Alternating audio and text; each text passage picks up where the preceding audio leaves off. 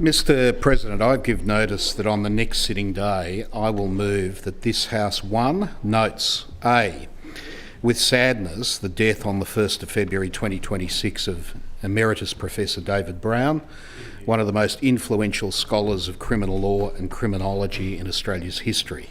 B, Professor Brown arrived in Australia from New Zealand via Cambridge in 1974 to begin work as a lecturer on the new law school at the University of New South Wales. This was the start of a 52-year association with that law school and university, where he taught criminal law, advanced criminal law, criminal justice, crime prevention, community corrections and penology. C, Professor Brown embraced the language of engagement and impact long before any universities took it up as a formal part of the university mission. D, in the 1970s, as a young academic and activist, Professor Brown played a major role in the work of the Prisoners Action Group, including its advocacy before the Nagel Royal Commission into New South Wales prisons, one of a number of campaigns in which he pursued justice with expertise and intellect. E, Professor Brown was a committed contributor to the community and grassroots justice initiatives, including Solidarity and Collective Action. He worked tirelessly alongside other academics, activists and lawyers to expose the injustices done by the criminal justice system. F, he exposed and contributed to reforming multiple wrongs, including the systematic violence perpetrated against inmates in prisons, deaths in police custody, the entrenched practice of police verballing of accused persons, imprisonment for fine default, and miscarriages of justice, amongst many others. G, Professor Brown was a unique type of public intellectual. He was a powerful activist, scholar, capable of trenchant criticism of the actions and inactions of government.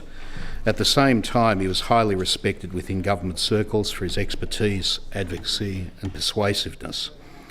H, the unique regard in which Professor Brown was held was illustrated by his appointment as a New South Wales Law Reform Commissioner, where he made valuable contributions to the Commission's influential report on bail reform in 2013. I, Professor Brown also served as a trustee of the Lionel Murphy Foundation from 1992 onwards, which served as a permanent institution to honour the contribution of Lionel Murphy to public life and supported students pursuing postgraduate study, which would contribute to the current good. J, the reputation that the UNS Faculty of Law and Justice enjoys for excellence in criminal law and criminology scholarship, teaching and social justice reform is attributable in no small part to the work of Professor Brown. When David Brown retired in 2008, he was honoured with the title of Emeritus Professor in recognition of the enormous contribution he made to the university, to his disciplines and to social justice. K, even after retiring, his research and scholarship kept exposing the harms done by institutions of criminal justice and which made the case for reform. L, between 2008 and 2025, Professor Brown was prolific, co-authoring 4 important books: Penal Culture and Hyper-Incarceration, The Revival of the Prison, 2013, Justice Reinvestment, Winding Back Imprisonment, 2016, Youth Justice and Penalty in Comparative Context, 2020, and Rethinking Community Sanctions, Social Justice and Penal Control, 2023. M, perhaps Professor Brown's greatest legacy in his work as the lead author of another book with rather less evocative title, Criminal Laws, Materials and Commentary on Criminal Law and Process in New South Wales.